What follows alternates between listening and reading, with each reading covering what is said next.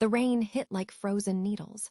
Hollis Mere's knees screamed as she pushed through the service exit of the Greystone Tower. 12 hours scrubbing marble floors. 12 hours breathing bleach fumes. Her hands, raw, cracked at the knuckles, clutched a plastic poncho that had ripped 2 winters ago. She'd taped the holes with packing tape. It didn't help. The alley stretched before her, slick with oil and garbage water. She just needed to reach the bus stop. 4 blocks. Her shoes dollar store canvas with cardboard stuffed inside where the soles had worn through, squelched with each step. Then she heard the laughter, not the good kind. The kind that made her stomach clench. 3 figures stood in a circle near the dumpsters. Designer puffer jackets. Sneakers that cost more than her monthly rent. Vapor clouds rising from expensive vapes. The tallest one, Paxton Grier, the landlord's son, held something metal that caught the streetlight. A baseball bat, Hollis's breath caught. On the ground between them, a man lay curled in the mud. Rags hung from his frame. Matted hair covered his face. He didn't move, didn't cry out. Just lay there as Paxton's friend drove a kick into his ribs. "Come on, wake up," the friend laughed. "We're talking to you." Paxton took a drag from his vape, the cherry-scented cloud mixing with the rain. "My dad says these rats lower property values." He tapped the bat against his palm. "Doing a public service here." The man in the mud still didn't move. Hollis's feet stopped. Her brain screamed at her to keep walking. She was 55, tired, invisible. What could she possibly do? But her mother's voice echoed in her skull. "You see cruelty, you stop it. That's what makes you human." Her legs moved before she decided. "Leave him alone." Her voice cracked, too quiet. The rain swallowed it. Paxton didn't even look up. His friend wound up for another kick. "I said leave him alone." This time they heard. Paxton turned slowly, eyebrows raised.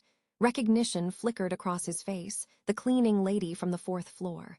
The one who emptied his father's office trash. He smiled. "Oh, look, the help has opinions." He gestured with the bat. "Go catch your bus, Grandma. This doesn't concern you." Hollis's heart hammered. Her hands shook. But she stepped between them and the man in the mud. "He's done nothing to you." Paxton's smile widened. "He's existing near my building, that's enough." He looked at his friends. "Can you believe this? She actually thinks." "Please." Hollis hated how small her voice sounded. Just go. I'll make sure he moves along." "You'll make sure," Paxton laughed, a sound like breaking glass. "You can't even make sure your shoes have soles." His friends howled. One of them mimicked her hunched posture, exaggerating her limp. Heat flooded Hollis's face. Shame, rage, the familiar cocktail of being poor in a rich world. But she didn't move. Paxton's smile died. "Last chance, old woman, walk away." "No," the word hung in the frozen air. Paxton's face darkened. He stepped forward, chest puffed. "You think because you scrub my dad's toilets you get to tell me what to do." He shoved her. Not hard, just enough to make her stumble. Her bad knee buckled. She caught herself against the dumpster, pain shooting up her leg. Behind her, the man in the mud still hadn't moved. Hollis straightened. Her poncho dripped. Her hands trembled. But she stayed between them. "Why do you even care?" Paxton's voice rose, genuinely confused. "He's nobody, you're nobody. This is natural order." Hollis reached into her coat pocket. Her fingers found the sandwich she'd saved from lunch, peanut butter on white bread, wrapped in a paper towel. She'd been planning to eat it on the bus. She turned and knelt beside the man in the mud. Up close, she could see he was shivering. His rags were soaked through, but something felt wrong. He was too still, like a statue pretending to breathe. "Here." She placed the sandwich beside his hand. "It's not much, but it's dry." She started to unfold her broken umbrella, the one she'd found in a trash can last spring. "Are you kidding me?" Paxton's voice cracked with disbelief. "You're giving him your food." Hollis didn't answer. She propped the umbrella over the man's head, angling it against the rain. "That's it." Paxton's footsteps splashed closer. "I'm done being nice." The bat whistled through the air. Hollis threw her arms over her head, bracing for impact. The impact never came. Instead, a sound like a thunderclap, a flash of pressure that made her ears pop. She looked up. The bat had stopped, frozen in midair, inches from the beggar's face. Paxton's arms shook with effort, veins bulging in his neck, but the bat wouldn't move forward. Then it began to crumble. Not break, crumble, like ancient wood exposed to centuries of rot in seconds. It dissolved into powder that the rain washed away. Paxton stumbled backward, staring at his empty hands. The man in the mud moved, not like someone injured, like something that had been waiting. He unfolded from the ground in one fluid motion, too smooth, too graceful. The rags fell away like a discarded costume. Beneath them, a bespoke suit materialized from shadow itself, perfectly tailored, darker than the rain-soaked night. His face emerged from the matted hair, ruggedly handsome, ageless. Silver streaked through dark hair that now fell in perfect waves, but his eyes were molten gold, burning, ancient. The rain stopped falling around him. Droplets hung suspended in the air, forming a perfect circle of stillness. Paxton's friends ran. Their designer sneakers slapped against wet pavement, their screams fading into the distance. Paxton couldn't move. His legs had locked.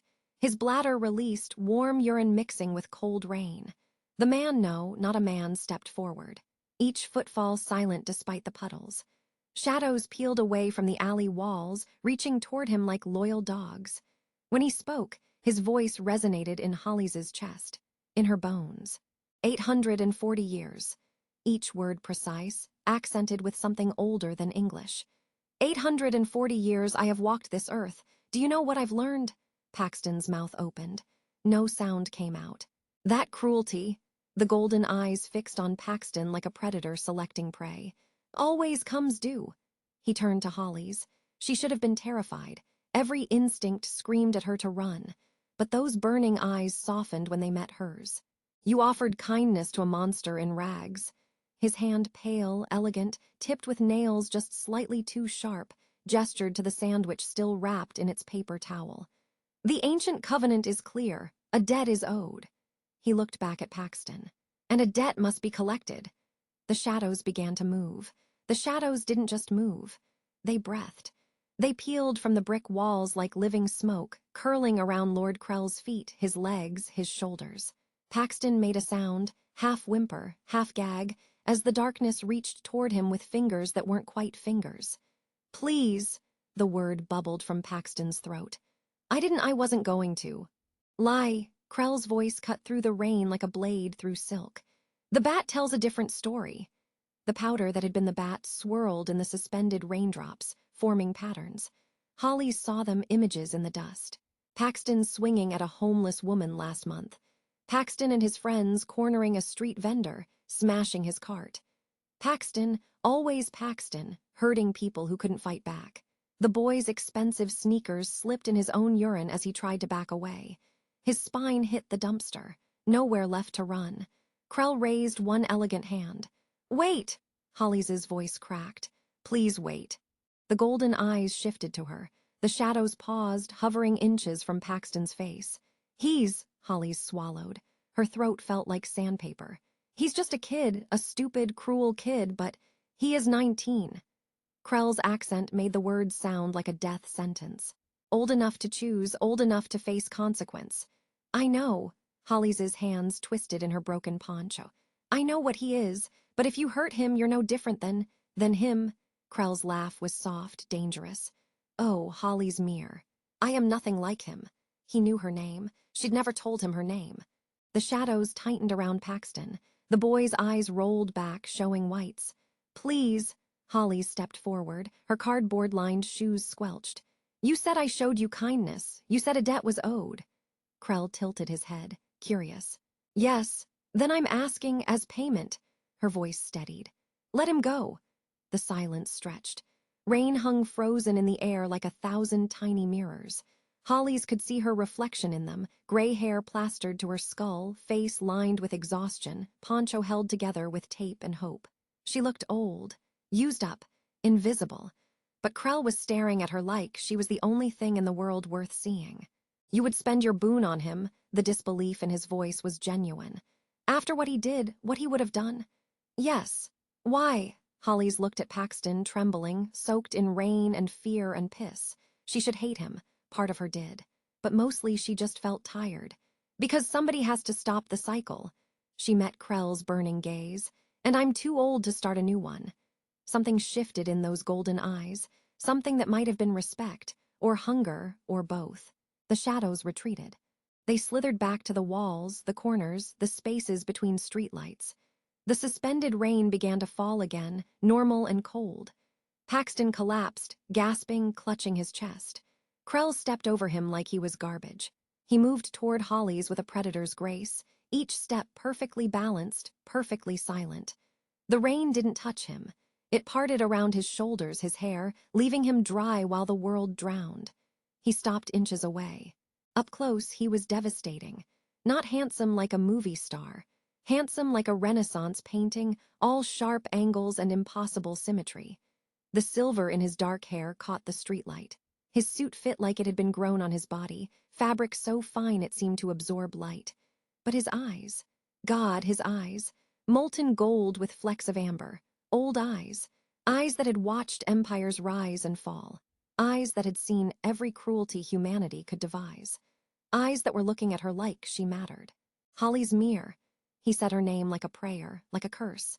55 years old, night shift cleaner, widow, no children, no savings, no future. Her breath caught. How do you? I can taste your life in the rain. His hand rose, pale, elegant, those two sharp nails glinting. Every sacrifice, every humiliation, every night you chose dignity over despair. His fingers touched her cheek. The contact sent electricity down her spine. His skin was cool, smooth, impossibly soft. He traced the line of her jaw, with the gentleness of someone handling ancient porcelain. You possess a nobility these children lack. His thumb brushed her lower lip. A queen's heart in a pauper's body. Hollis's face burned. When was the last time someone had touched her like this? When was the last time someone had seen her? Not the cleaner, not the old woman, but her. 20 years, 30. I'm nobody. The words came out whispered. I'm just. You are the woman who stood between cruelty and its victim. His other hand rose, cradling her face between his palms. You are the woman who offered her last meal to a stranger in rags. You are the woman who spent her boon on mercy for her enemy. He leaned closer. She could smell him, rain and old books and something darker, something that made her pulse quicken in ways she'd forgotten were possible. You are extraordinary, her heart hammered. She was 55, gray-haired, worn down, her hands were cracked from bleach. Her knees screamed with every step. She smelled like industrial cleaner and sweat. But the way he looked at her, like she was beautiful, like she was desired. Heat flooded through her body, pooling low in her belly. She hadn't felt this in decades, hadn't let herself feel it. What was the point? She was invisible, past her expiration date, a ghost in a poncho, but his hands on her face made her feel solid, real, seen. I don't understand. Her voice shook. Why are you? What do you want from me? His smile was slow, dangerous, full of promises she didn't have words for. Everything. Behind them, Paxton scrambled to his feet. He ran, slipping twice, leaving one expensive sneaker behind in the mud. Hollis barely noticed. Krell's thumb traced her cheekbone. The ancient covenant is clear. You showed kindness to one of the eternal. A debt is owed, a boon is granted. I already used it. She could barely breathe. I asked you to let him go. That was mercy, not payment. His eyes burned brighter. You are owed 3 nights. 3 nights where I am yours to command. 3 nights where your will is law and I am bound to serve. 3 nights of what? His smile widened, showing teeth just slightly too white, too sharp. Whatever you desire. The words hung between them, heavy with implication. Hollis's mind raced. 3 nights with a creature of impossible power. 3 nights where she could ask for anything. Money, security, revenge on every landlord, every boss, every person who'd treated her like furniture. But the way he was looking at her, the way his hands cradled her face like she was precious, she wasn't thinking about money. I don't, she swallowed hard. I'm not, look at me, I'm old enough to be your. I am 840 years old. His breath ghosted across her lips. You are a child to me, a beautiful, brave, impossibly noble child. Her knees went weak. His arms slid around her waist, holding her steady. The strength in that grip, casual, effortless, like she weighed nothing. 3 nights, he whispered. Starting now, what is your first command? Hollis's mind went blank. What did she want? What could she possibly ask for from a creature like this? Her eyes dropped to his mouth. Those perfect lips, that dangerous smile. When was the last time someone had kissed her, really kissed her with passion and hunger and want? The thought made her flush deeper. Ridiculous. She was 55. Her body was a roadmap of hard labor and harder years. She had no business thinking about ask. His voice dropped lower, intimate. I can smell your desire. Taste it in the air between us. Ask for what you want, Hollis Mere. Her breath came faster. This was insane. He was a monster, a vampire or demon or something worse. She should run, call a priest, call someone. But his hands on her body felt like coming home. I want, the words stuck in her throat. Yes, she looked up into those burning golden eyes. I want to feel beautiful again. The smile that crossed his face was pure sin. Oh, my dear Hollis. He pulled her closer until their bodies pressed together. You have no idea what you've just unleashed. The rain stopped falling. Not just around them, everywhere. The entire alley froze, droplets suspended in midair, glittering like diamonds in the streetlight. Krell's hand slid into her gray hair, tangling in the wet strands. 3 nights, he murmured against her ear. 3 nights where I worship you as you deserve. 3 nights where you remember what it means to be desired. 3 nights where you are not a cleaner, not a widow, not invisible. His lips brushed her neck. 3 nights where you are mine and I am yours. Hollis's last coherent thought was that she should be terrified, but all she felt was alive. The world tilted. Hollis's breath came in short gasps against Krell's chest. His hand in her hair, his lips on her neck, the impossible promise of 3 nights where she mattered. Then Paxton's voice shattered everything. You're dead! The scream echoed off the alley walls. Hollis jerked back, reality crashing down like ice water. Paxton stood 20 feet away, one shoe missing, designer jacket soaked through. But his phone was out. Camera pointed at them. I got it all on video. His voice cracked with hysteria and rage. The assault, the threats, everything. Krell didn't move, didn't even turn. His hands stayed gentle on Hollis's waist. But Paxton wasn't looking at Krell anymore. He was looking at her. My dad owns this entire block, you stupid bitch. Spit flew from his mouth.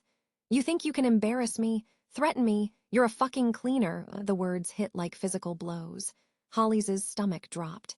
The heat in her body, the desire, the feeling of being seen evaporated. Cold terror rushed in to fill the space. Oh God, what had she done?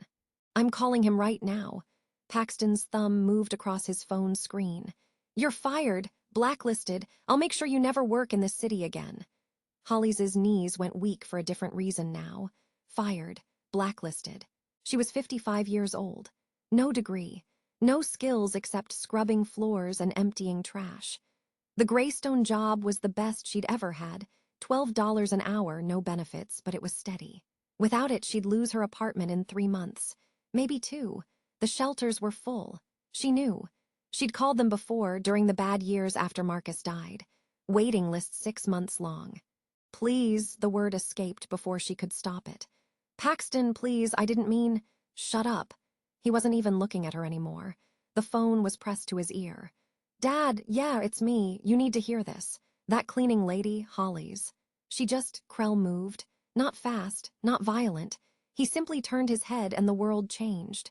The shadows in the alley stretched, not toward the streetlights, away from them. They grew longer, darker, deeper. The brick walls seemed to recede, the alley expanding into something vast and ancient. The suspended raindrops began to glow. Soft at first, then brighter, gold light like captured sunlight, like molten metal, like Krell's eyes. Paxton's voice died mid-sentence. Your father, Krell said softly, is a tenant. Each word resonated. The glowing raindrops vibrated with the sound, humming in harmony. He rents the Greystone Tower from the Meridian Property Group. Krell's voice remained conversational, almost gentle. Who leased the land from the Blackwater Trust? Who hold the deed on behalf of the Krell Foundation? He took 1 step forward. The shadows moved with him, flowing like water, like oil, like living darkness. The Krell Foundation. Another step. Established 1647, primary holding, this city block. Secondary holdings, 17% of the eastern seaboard. Paxton's phone slipped from his fingers. It hit the wet pavement with a crack. I am not a landlord, child. Krell's eyes blazed brighter, twin suns in the darkness. I am the landlord. I have owned this ground since before your great-great-great-grandfather was born. The brick walls began to change. Hollis saw it happening, the modern concrete and steel fading like a veil being lifted. Beneath it, older structures, wooden beams, cobblestones, gas lamps. Further back, dirt roads, horse posts, buildings that had burned down centuries ago. All of it still there, all of it his. Every brick. Krell's voice dropped to a whisper that somehow filled the entire alley. Every stone, every grain of dirt beneath your expensive shoes. Mine. The shadows reached Paxton's feet. They didn't touch him. They didn't need to. They simply existed around him, a circle of absolute darkness, and the boy understood, finally, truly understood, how small he was. Your father pays rent to a shell company. Krell smiled, and it was terrible. That company pays rent to another, and another, 7 layers deep, all leading back to me. He raised one pale hand. The 2 sharp nails caught the golden light. I could evict him with a phone call, foreclose on his assets, erase his credit, make him as invisible as you tried to make her. Paxton's bladder released again. Fresh urine mixed with the old, but Hollis barely noticed. Her mind was reeling. Krell Foundation. 17% of the eastern seaboard. 840 years. This wasn't just a monster. This was power. Real power. The kind that moved markets and crushed lives and reshaped cities. And he'd called her beautiful, and he'd offered her 3 nights, and she'd almost believed, but I won't. Krell's hand lowered. Because Hollis Mere asked me to show you mercy. His head turned. Those burning eyes found hers. She spent her boon on your worthless life. She chose compassion over justice. She is better than both of us combined. The way he said it, like a fact, like a law of nature, made Hollis's chest tight. Krell looked back at Paxton. So you will live, you will go home, you will say nothing of this night. The shadows began to retreat. But know this, child. Krell's voice went soft again, intimate, the tone he'd used when his lips were on Hollis's neck. If you speak her name again, if you cost her 1 hour of work, $1 of pay, 1 moment of peace, I will remember. The golden light in the raindrops pulsed. And I will come for you in the dark, not quickly, not cleanly. I will take you apart piece by piece, memory by memory, until you forget you were ever human. Paxton's legs gave out. He collapsed into the puddle of his own making. Do we understand each other? The boy nodded, frantic, desperate, tears and snot running down his face. Good. Krell turned away, dismissing him. Run along. Paxton ran. He scrambled up, slipping twice, leaving his phone behind in the mud. His footsteps echoed and faded. A car door slammed somewhere in the distance. An engine roared to life. Then silence. The shadows returned to normal. The raindrops lost their glow and fell, natural and cold. The alley was just an alley again. Brick walls, dumpsters, the smell of garbage and rain. Holly stood frozen. Her mind couldn't process what she'd just witnessed. The power, the casual, terrifying power. He'd threatened to erase a man's entire existence like it was nothing, like swatting a fly, and he'd done it for her. Krell turned back to her. The golden fire in his eyes had dimmed to a warm glow. His expression softened. Forgive me. He stepped closer. I did not mean to frighten you, but I could not allow him to. You own the city. Hollis's voice came out flat, shocked. Parts of it, you could have killed him. Yes, you wanted to. Krell paused, then nodded once. Yes. Hollis's hands were shaking again. Not from cold this time, from the weight of understanding. This creature, this beautiful, terrible, ancient thing, had been seconds away from murder. Would have committed it gladly. Would have enjoyed it. And the only thing that stopped him was her. Why? The question burst out. Why do you care what I think? I'm nobody. You are the woman who stood between me and my nature. Krell's hand rose toward her face, then stopped, uncertain. You are the woman who chose mercy when vengeance was justified. You are. Old, Hollis stepped back. Tired, broke. I clean toilets for $12 an hour. What could you possibly want from me? The question hung in the rain-soaked air. Krell's expression shifted. Something vulnerable flickered across his perfect features. Do you know what 840 years feels like? His voice went quiet. Everyone I have ever known has turned to dust. Every friend, every lover, every enemy, all gone. He looked down at his pale hands. I have wealth beyond measure, power beyond comprehension. I can reshape reality with a thought, but I cannot remember what it feels like to be seen. His eyes met hers.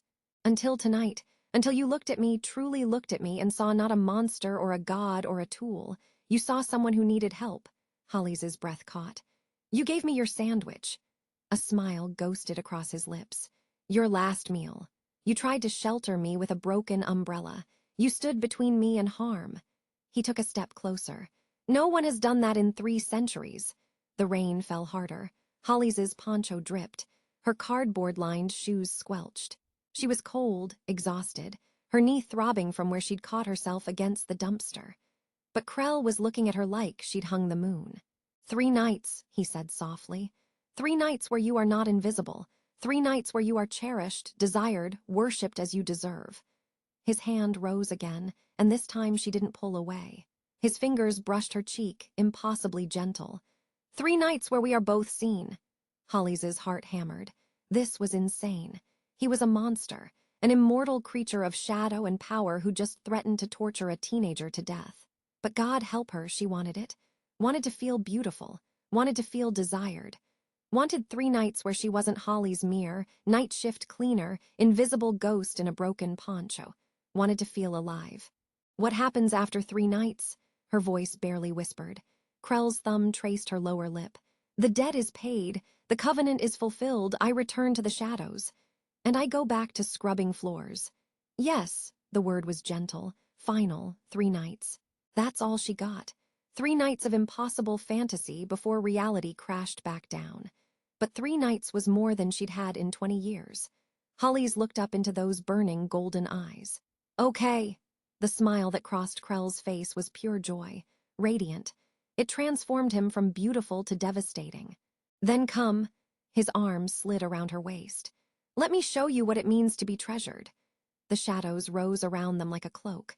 The world began to fade. The alley, the rain, the dumpsters, all of it dissolving into darkness. Hollis's last thought before the darkness took her was simple. I'm going to regret this. But for 3 nights, she wouldn't care.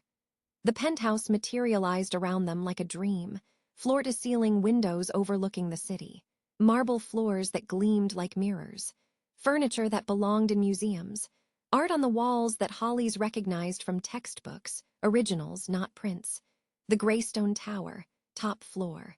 The floor she cleaned every Tuesday and Thursday. But she'd never seen it like this. Never seen the private elevator that opened directly into the space. Never seen the bedroom visible through the open double doors, a bed the size of her entire apartment, draped in silk that caught the city lights. Krell's hands slid from her waist. He stepped back, giving her space. This is yours, he said. For 3 nights, everything in it, everything I am. Hollis turned slowly, taking it in. The wealth, the impossible, casual wealth. One painting on the wall was worth more than she'd earn in 10 lifetimes. Her reflection caught in the windows, gray hair plastered to her skull, poncho held together with tape, shoes leaking water onto marble that cost more per square foot than her monthly rent. She looked like a drowned rat. I don't belong here. The words came out hollow. You belong wherever you choose to be. I'm going to drip on your floor. Krell laughed, a real laugh, warm and genuine. Hollis, I have lived through the Black Death, the French Revolution, and 2 world wars. I promise you, water on marble does not concern me. He moved to a side table, poured something amber into crystal glasses, brought one to her. Drink, it will warm you. Hollis took the glass with shaking hands. The crystal was so fine she could see her fingers through it. The liquid inside smelled like smoke and honey. She sipped, fire and silk down her throat, warmth spreading through her chest. She'd never tasted anything like it. Whiskey, Krell said. Aged 150 years. I bought the distillery in 1873. Of course he did. Hollis took another sip. The warmth helped. The shaking in her hands eased.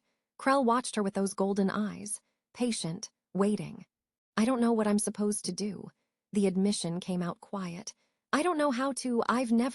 You've never been with a creature like me. I've never been with anyone like you. She gestured at the penthouse, the art, the impossible wealth. I've never been anywhere like this. I clean places like this. I'm not. Hollis.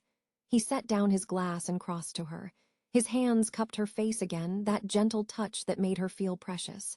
You are overthinking. I'm terrified. Good. His smile was soft. So am I. That stopped her. You're terrified. You're an 800-year-old immortal who just threatened to erase someone from existence. And you are a woman who stood between me and my prey. His thumb brushed her cheekbone. Who spent her boon on mercy? Who looks at me and sees someone worth saving? His forehead touched hers. That terrifies me more than anything I have faced in 8 centuries. Hollis's breath caught. This close, she could see the flecks of amber in his golden eyes. Could smell rain and old books and something darker, something that made her pulse quicken. What do you want from me? She whispered. Everything. His lips brushed hers, feather-light. And nothing. I want you to feel beautiful. I want you to feel desired. I want you to remember what it means to be seen. His hands slid into her wet hair. I want 3 nights where we are both human. You're not human. No, his smile turned sad. But with you, I want to pretend. The kiss, when it came, was gentle, reverent. His lips soft against hers, tasting of whiskey and rain. No urgency, no demand, just connection. Hollis's eyes closed. Her hands rose, uncertain, and found his chest. The fabric of his suit was impossibly fine, warm under her touch. She could feel his heartbeat, slow, steady, ancient. The kiss deepened. His tongue traced her lower lip, asking permission. She opened for him, and the taste of him flooded her senses, smoke and honey and something wild, something that had never been tamed. Her knees went weak again. His arm caught her, held her steady. The other hand tangled in her hair, angling her head. The kiss turned hungry. Heat flooded through Hollis's body. When was the last time she'd felt this? 20 years? 30? Her body had forgotten how to respond, but it was remembering now, fast, desperate, aching. Krell pulled back, breathing hard. His eyes blazed gold. Bedroom! The word came out rough. Now, before I take you on the floor like an animal. The crude words should have shocked her. Instead, they sent electricity straight to her core. She nodded, speechless. He swept her into his arms, effortless, like she weighed nothing. The morning came too soon. Hollis woke wrapped in silk sheets that cost more than her car. Sunlight poured through floor-to-ceiling windows, painting the marble floors gold. For 3 heartbeats, she forgot where she was. Then memory crashed back. The alley, Krell, 3 nights. She'd used one. Her body ached in ways she'd forgotten were possible. Good aches, the kind that came from being thoroughly, completely worshipped. Her skin still tingled where his mouth had been. Where his hands had mapped every inch of her like she was territory worth claiming. The bed beside her was empty, cold. Panic fluttered in her chest until she saw the note on the pillow. Heavy paper, the kind that cost $5 a sheet. Handwriting that looked like calligraphy. Gone to handle a small matter. Return tonight. You are magnificent. Kay Hollis's face burned. Magnificent. Her. The woman who scrubbed toilets. She looked down at herself, naked under silk sheets, gray hair wild, body marked with the evidence of last night. Bruises on her hips where he'd gripped her. A bite mark on her shoulder that had made her scream. She should feel ashamed. Used. Dirty. Instead, she felt alive. Her phone buzzed from somewhere in the room, reality calling. She found it in her poncho pocket. The poncho Krell had peeled off her with reverent hands, like unwrapping something precious. 7 missed calls. 12 texts, all from the Greystone Tower management. Her stomach dropped. The first text was from her supervisor. Where are you? Shift started an hour ago. The second, HOLLIS, answer your phone. The third, Mr. Grier wants to see you. Now, Mr. Grier, Paxton's father. Oh God. Her hands shook as she pulled on her clothes, still damp from last night's rain, smelling of bleach and fear. The silk sheets felt like a dream already fading. She had to go, had to face whatever was coming. The private elevator descended in silence. Hollis watched the floor numbers tick down, penthouse to lobby, heaven to earth. Her reflection in the polished brass looked small, tired, real. The doors opened. The lobby was full. Not just staff, everyone. Day shift, night shift, maintenance, security. 50 people crammed into the marble entrance, all staring at the management office, where raised voices echoed. Holly's supervisor spotted her, marched over, face red. "Where the hell have you been? Mr. Grier has been screaming for an hour." "I know." Holly's voice came out steady, calmer than she felt. "I'm here now. You're in deep shit, Mere, whatever you did to his son. I stopped him from beating a homeless man to death." The supervisor's mouth snapped shut. Holly's walked past her. Through the crowd, they parted like water, everyone staring, whispering. The management office door was open. Inside, Paxton sat in a chair, looking small despite his designer clothes. His father stood over him, tall, gray-suited, the kind of man who'd never been told no in his life. And behind the desk, someone Holly's had never seen before. A woman, severe black suit, silver hair pulled back so tight it looked painful, eyes like chips of ice. She looked up when Holly's entered. "Miss Mere, please sit." Her voice was clipped, professional, the kind of voice that fired people before lunch and forgot about it by dinner. Holly's sat. Her cardboard-lined shoes squelched. Mr. Grier turned, face purple with rage. "This is her. This is the woman who—" "Mr. Grier." The woman's voice cut like a scalpel. "I will handle this. She assaulted my son, threatened him. I have it on video. You have a video of your son attempting to assault a homeless man with a baseball bat." The woman's ice-chip eyes didn't blink. "A video of him threatening Miss Mere. A video of him urinating on himself in fear." The silence was deafening. "That video," the woman continued, "was uploaded to 7 social media platforms at 3:47 this morning. It currently has 2 million views." Paxton made a sound like a dying animal. "The comments are illuminating." The woman pulled out a tablet, read from it. "Rich kid tries to murder homeless man. Entitled brat gets what he deserves. This is why we eat the rich." She set down the tablet. "The Krell Foundation takes its public image very seriously, Mr. Grier.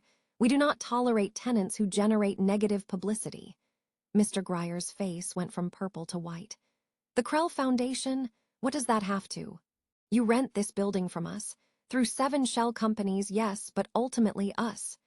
The woman's smile was colder than her eyes. "Your lease is terminated, effective immediately. You have 30 days to vacate." "You can't. I have a contract," which includes a morality clause.